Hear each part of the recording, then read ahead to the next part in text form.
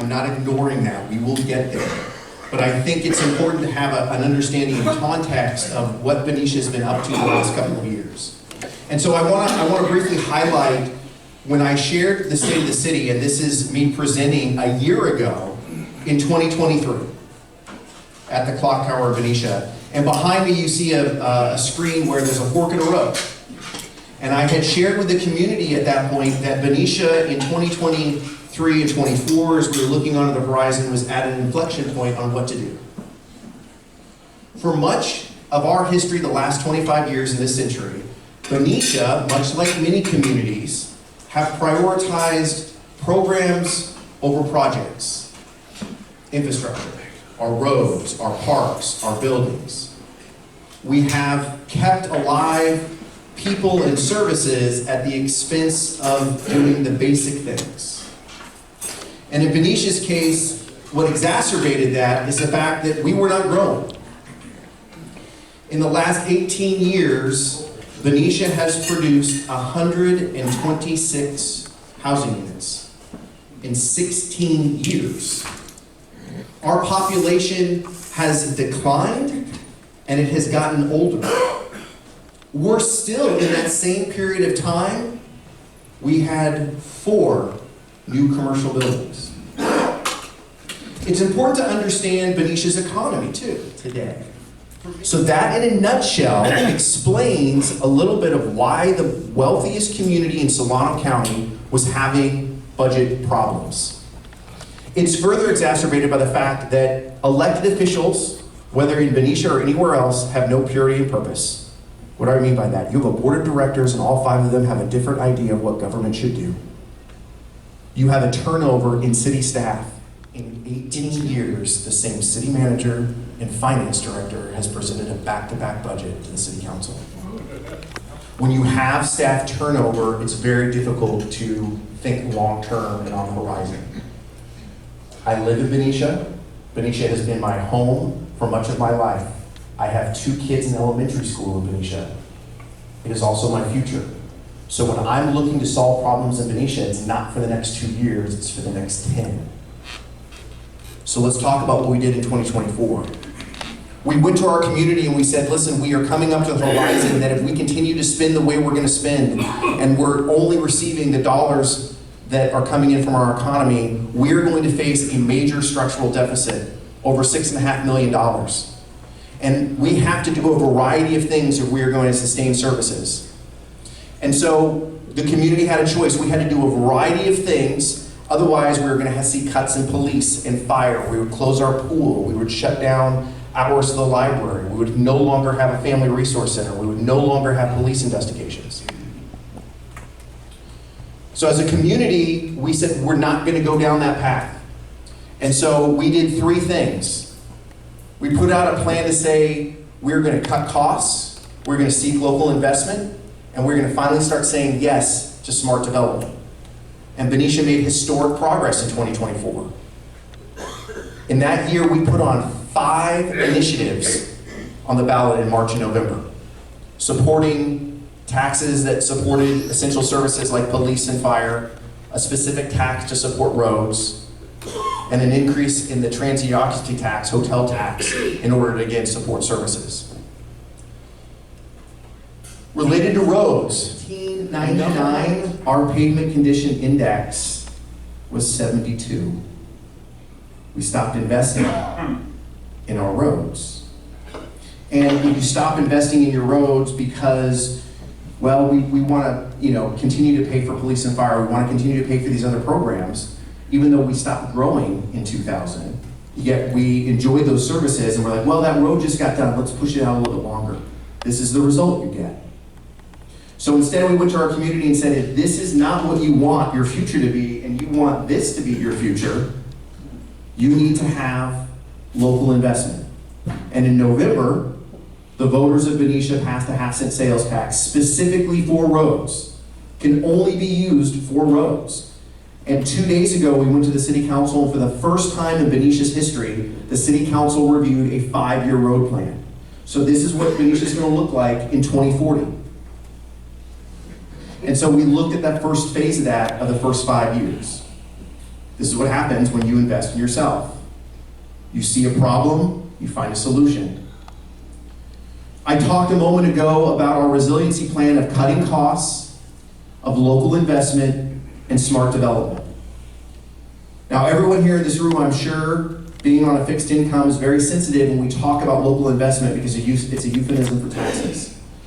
Before we asked Benicia voters for a single penny more, the city of Benicia cut millions of dollars in programming and reduced staff. 3 weeks ago, I issued layoff notice, the first time in 40 years the city of Benicia has laid off employees. And we laid off employees, yet we have money today to pay for them. Why did we lay off employees? Because I know in 4 or 5 years we won't. If we don't continue to reduce headcount, we will not be able to sustain our services. So even at 235 employees, we're still understaffed, and yet it's very simple. You have to do one of two things. You either have to lower the pay that you're paying people, or have fewer people. And oh, by the way, notwithstanding the fact that public employees are paid well, we are 15 to 20% below market in our compensation. So it's very difficult to pay people less when you're already below market. So the only other alternative you have is to have fewer people. Related to the third pillar of this bridge, and that is saying yes to smart development. Now, for anyone that understands government, we don't build things. The only thing we can do is try to limit regulation, to try to incentivize new development. And so over the last few years, the city has done that. We have increased the height limitation on First Street to 4 stories to facilitate a downtown hotel development. We have stripped away much of the historic review that is required in downtown Benicia that has delayed or added costs. We have rezoned a variety of properties to facilitate new housing and commercial development. Now, it's understanding that that takes years. What we do today will bear fruit in the 2030s. I've shared with the community that when you think about this bridge and the 3 pillars, my intent is to kind of bear the weight on all 3 of those pillars, right? So it's balanced. If you choose not to do any one of them, then the requirement for the other 2 goes up.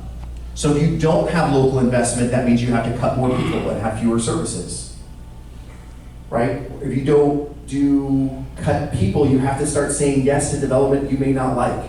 And that changes the character of the town that you live and want to live in. So my belief in, as a resident, is you try to have this balanced approach, and we are on that path.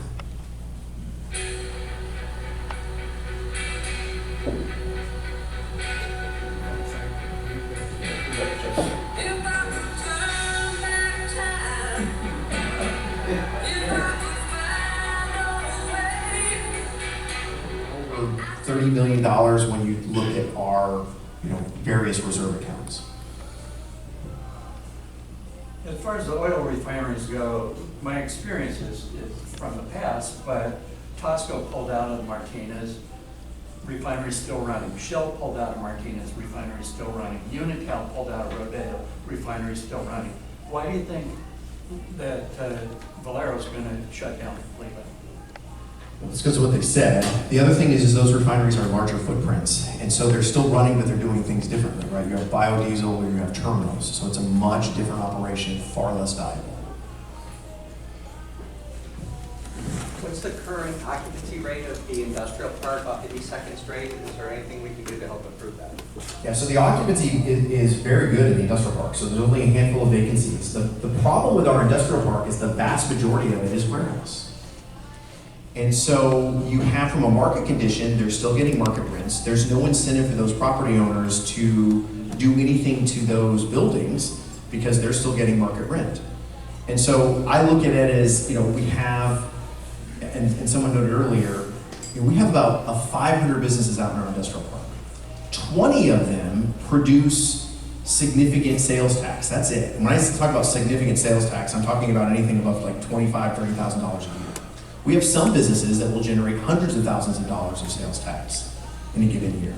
And so, but those are also very hard to get. Because when it's sales tax, you have to create a widget and it needs to go to an end user. So we have some businesses out in the industrial park that may create something, but then it gets sold at Costco or Walmart. Benicia doesn't get anything. If they create a widget and it's sold to Valero, or it's sold to Dow Chemical, or it's sold to PG&E, we'll get sales tax. Over there. Or they've already put together $300 million in their earnings call. They've already posted $1 billion loss, and their stock went up. So Texas is serious. I do not believe this is bluster. They've already posted $1 billion loss, and they've said we're going to put $300 million as a kind of a cleanup fund. Now that is, to me, is relatively small, because they were going to have to spend $200 million in February just on turnaround in order to kind of make repairs and improvements and continue operations. So the idea that $300 million is sufficient to actually clean it up seems relatively modest to me, but it's a start. We'll see where they go from there. But yeah, they would be responsible to clean that up. Now here's the piece to that is, and this is to your earlier question, refineries can limit the extent of their cleanup if they still use it in a partial way, which is what you've seen with those other refineries. You said there's like 450 jobs in Valero, and what percentage of that do the people live in Benicia? Yeah, I think that was probably read. I think Valero posted they have about 400 employees. They also have considerable number of contractors. We don't have the exact numbers on how many are Benicia residents. I do not think it's that many. I know most of their employees are not Benicia residents. They are from other communities within Solano County. Well, ancillary businesses. Yeah, the ancillary business, and that's one of the things we're working on with a contract we have with HDL, which is a company that is used by most cities in California that tracks property and sales tax. And so they can see information that it used to be, it's now the Department of Tax and Finance, used to be the Board of Equalization. So they can actually get that raw data from those individual companies to be able to say, well, how many of employees work here, what's your percentage of revenue based on Valero, and they can do those kind of, both practical and theoretical assessments. I don't believe, and this is why I don't think it is a mutually beneficial relationship, and we will find some common ground probably later into this decade, before 2031.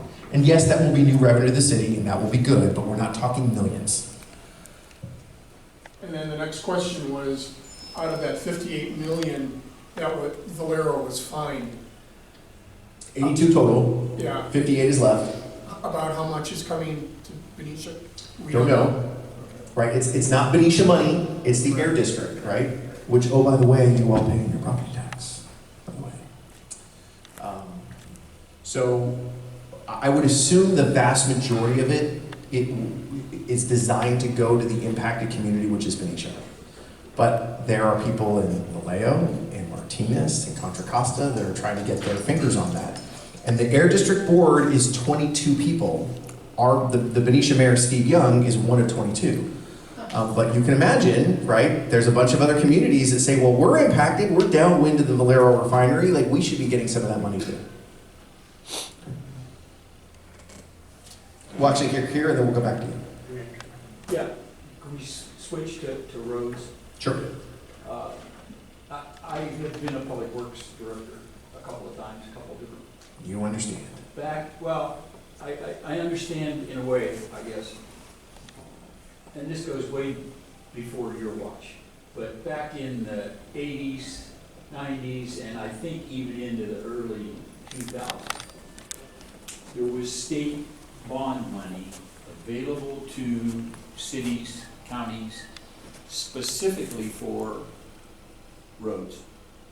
And you were, as a public works director, I was required in both places to have a pavements management program that said how we were going to spend that money, that like you have rated your roads and what condition they were in. Do you have any idea if that money came, if any of that money came to Benicia, and how it was, because the condition of the roads is just, I mean, it goes way past the late 80s and early 90s. Well, as noted, Benicia's roads were the best in the county at the end of last century. 1999, we had the best roads in the county. Our PCI, pavement condition index, was almost mid-70s. And so we do get state funding, and there are times we'll get grants in order to supplement our roads. We have, and every year in May, the city council has to adopt that plan. We did that actually 2 days ago for what's coming up in 2026. The challenge in Benicia is that all told, we get about $800,000 in 2 different funding sources from the state of California for roads, and we have another $200,000, which is from our franchise fee from Republic Services. So we have 194 miles of road, and you have $1 million in annual basis to maintain it. That's why the roads look the way they do. And that's kind of my point, is that money was available, and there are ways, you said your roads were in great condition, you know, you had a high index. One of the cities that I was in, yeah, we had the same situation. It was a growing city. It happened to be Tracy. Growing kind of the way everything grew up.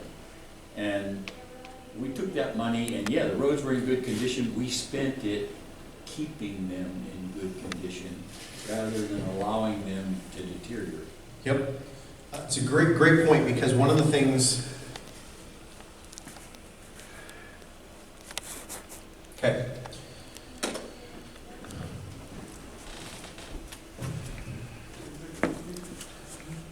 Over here, right, Water's End, a lot of green. Yeah. In the plan that was just presented to the city council on Tuesday night, in 4 years, the Water's End, which has the best roads in Benicia, the newest community, their roads are getting resurfaced. And this causes a lot of consternation with folks, because they will raise their hand and go, why in the world are you spending money on the good roads and not spending it on the bad roads, right? The roads that are in red. It costs $500,000 to do all of that road work in Water's End in 4 years. Adjacent, in a similar neighborhood, same number of road miles, because the roads are in red, it's $3.5 million. If you do not do your good roads and maintain them every 8 to 10 years, they will deteriorate, and then it's exponentially more expensive to maintain them. And so you will get into this circle of doom, where if you just save all your money and do the red roads that are bad, you will never have enough money to do the entire system. And so in order for you to actually properly maintain the roads, you have to ensure that you keep your good roads good, so that you have the resources in the future to continue to maintain them. And it's an optic thing, because people don't understand. Someone must know a council member because their road's getting done. No, it's math. It's math. That's why it's done. Let it come back and obviously, there's a lot of work ahead. And as I shared with my staff, we had an all-hands meeting.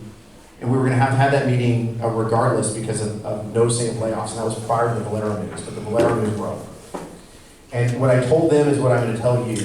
Yes, this is a major challenge, but I look at it as, from a resident of Benicia and as a city manager, this is a career-defining and transformational moment for us as a community. If the worst happens, we need to look upon this as a major challenge to say, okay, what are we going to do for the next generation? Because we can make Benicia an amazing place, something that's even better than it already is.